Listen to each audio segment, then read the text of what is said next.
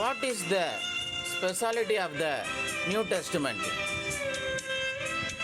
அவர்கள் நம்மை அல்லாமல் பூர்ணராகாதபடி விசேஷித்த நன்மையானதொன்றை நமக்காக நியமித்திருந்தார் இயேசு என்று பழைய ஏற்பாட்டு கால ஜனங்களை விட புதிய ஏற்பாட்டு விசுவாசிகளாகிய நமக்கு ஆசீர்வாதத்தை கொடுத்திருக்கிறார். அது என்ன?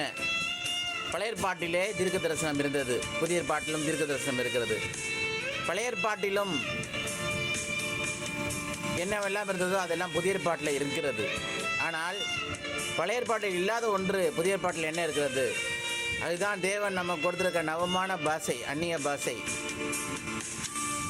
அந்நிய பாஷையை குறித்து அப்போஸ்தலர் 2ஆம் அதிகாரத்திலே நாம் வாசிக்கின்றோம். இயேசு மார்க் கடைசி அதிகாரத்தில் சொல்கிறார், என்னை விசுவாசிகள் நவமான பாஷைகளை பேசுவார்கள் என்று சொல்லுகிறார். இந்த நாளிலும் அந்த நவமான பாஷையை பெற்றுக்கொண்டு அதை தினமும் அனைதினமும் பயன்படுத்துவோமாக. தேவனிடத்தில் ரகசியத்தை பேசுகிறோம், பக்தி விருத்தி உண்டாக பேசுகிறோம். எவ்வளோ நிறைய காரியங்கள் வேதத்தில் நன்மையான காரியங்கள் சொல்லப்பட்டிருக்கிறது.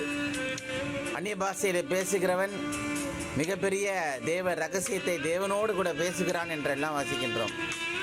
அதை பயன்படுத்துவோம். தேவன் கொடுத்திருக்க ஈவை பயன்படுத்துவோம். பெற்றுக்கொண்டவர்கள் அதிகமாக பயன்படுத்துவோம். பெறாதவர்கள் கேட்கிற எவனும் பெற்றுக்கொள்கிறான் வசனப்படி கேட்டு பெற்றுக்கொண்டு அதை பயன்படுத்துவோம். கர்த்தர் தாமே நம்ம எல்லாரும்